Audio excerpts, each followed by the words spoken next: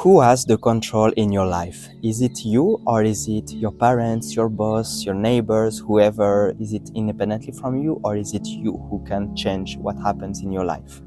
Locus of control is all about where we believe that the power in our life lies. Now, since the locus of control depends on your belief and you can actually choose what you want to believe, the next question is, what would be good to believe about that? It matters a lot what you believe about that because this will have huge consequences about your well-being and your life satisfaction in general, as we will see from the scientific studies.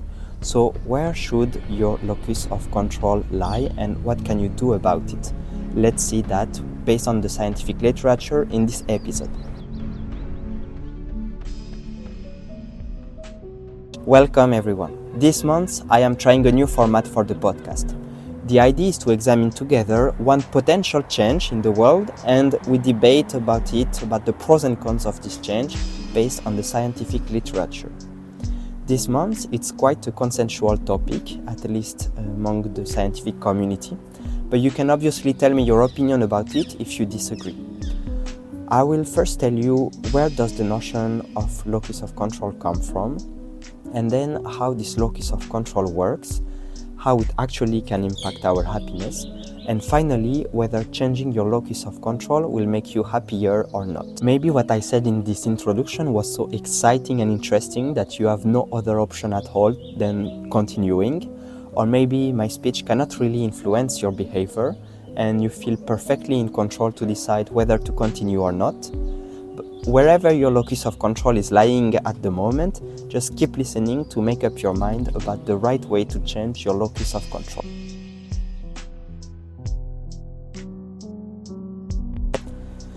So, where does the notion of locus of control come from? First off, locus of control has its roots in psychology, specifically from a theory called social learning. Psychologist Julian Rother came up with this theory to predict why people act the way they do. He found that behavior depends on two big things. First one is expectancy, and the second one is reinforcement value. Think of expectancy as your belief that a certain action will lead to a reward. And reinforcement value is how much you actually want that reward.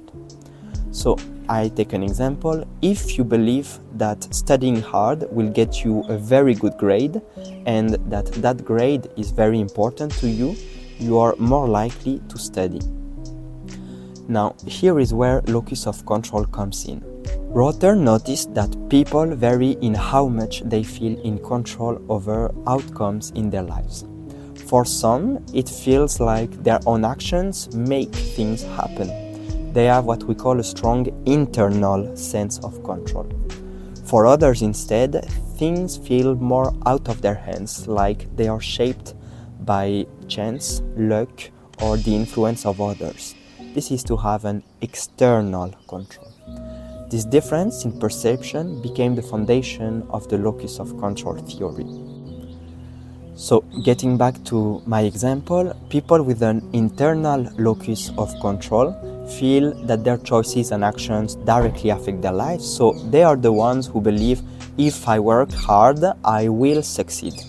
Whereas, by contrast, those with an external locus of control, they see outcomes as being influenced by things that they cannot control, like luck or fate or other people. So, for them, success might feel more like being in the right place at the right time and not really the result of their own effort. This theory was not perfect, like every theory, and as more psychologists studied this concept, it became clear that external control wasn't just one thing. Maybe it would be better to actually split it. Another researcher, Levinson, suggested that it would be better to divide this external locus of control between two parts: powerful others and chance. So, if you think that what decide your success is bosses or parents or other influential figures in your life, that would fall under powerful others. On the other hand, if you think that it's rather luck, fate, or randomness that plays the bigger role, then you lean toward the chance. The distinction between powerful others and chance even shows up in people's habits and views. Research has found, for instance, that people who see chance as a major force tend to have less healthy habits. As for those who focus on powerful others, they might view people around them as less trustworthy, possibly because they feel their fate is constantly shaped by others' decisions.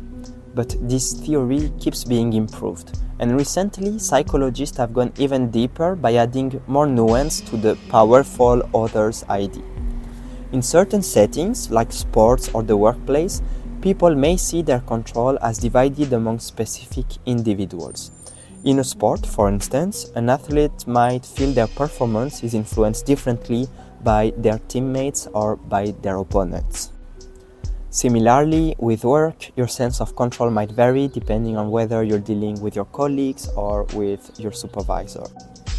Another thing to note about the locus of control, so this idea of where you believe that power lies in your life, is that it is not a fixed trait. It can actually vary depending on the context, depending on time, depending on where you are at that moment, and depending on your environment. So I told you that the locus of control can have a big impact on your life, on your well-being, and on your life satisfaction. How is it possible? Why does it impact it? Let's distinguish, to answer this question, 3 levels. You have the cognitive level, the emotional level, and the behavioral level. First, there is the cognitive level, how we think about things. Our locus of control can change the way we interpret situations, both now and in the future. So take, for instance, you are at work and you receive some bad news, you get some bad experience. Someone with an internal locus of control might view it as a learning experience, something they can overcome with effort because it actually depends on them. Meanwhile, a person with an external locus might feel powerless because they see it as a sign of bad luck or something beyond their influence. This difference affects how people cope with the challenges. Then we have the emotional level. Here, locus of control influences feelings like anxiety, stress, and overall mood. People who feel in control of their lives, so those who have an internal locus, they tend to experience less anxiety and stress. But I'm gonna say more about that just after. They generally believe that if they encounter a problem, they have the power to address it, which can create a sense of stability and calm. On the flip side, those who feel like life is happening to them rather than because of them may experience more anxiety or even negative moods. When you believe things are out of your hands, challenges can feel overwhelming, so that's a problem, but let's see later if this is as easy as it seems here. Finally, the third level, which explains why locus of control can have an impact on your well-being, this is the behavioral level. This is about how locus of control affects our actions. People with an internal locus are more likely to take action, to engage with their goals, and to find ways to cope with challenges effectively. They use what is called in the scientific community adaptive coping strategies, like problem solving or seeking support. They are really taking the action. Instead, those with an external locus, they might not feel like this and they might feel less motivated to act because they believe their efforts will not change the situation. So they might avoid to take the steps to improve their situation. So with these 3 levels, you start to see how locus of control can have an impact on your well-being and your health. And now let's see what exactly is the influence of the locus of control on your well-being. So here is the big picture first. Maybe you start to have understood that people with an internal locus of control, that is, people who believe that their actions shape their lives, tend to experience generally better mental health. This is at least what research has shown, And they have shown this across various groups, from adolescents to working professionals to people across different cultures, different countries. In fact, one large analysis looked at how 137 different personality traits relate to well-being. Out of all these traits, the chance locus of control, so when you believe that the outcomes are mostly random or due to luck and not from your influence, that was one of the strongest predictors of lower well-being. Meanwhile, people with an internal locus of control were far more likely to report higher happiness and satisfaction. On the other hand, both external dimensions, so when you believe that life is shaped by other people or luck, tended to correlate negatively with well-being. And to go on with this, studies have consistently linked an external locus of control to higher rates of depression, anxiety, stress, and even suicidal thoughts. People who feel like life is out of their hands may feel more helpless when things go wrong, making them more vulnerable to these negative states. However, we shouldn't draw conclusions too quickly, and we should be prudent about these results, because some other research have suggested that too much internal control is not ideal neither. For instance, one study found that people who were moderate in their internal locus of control, they managed stress even better than those who felt like they had to control everything.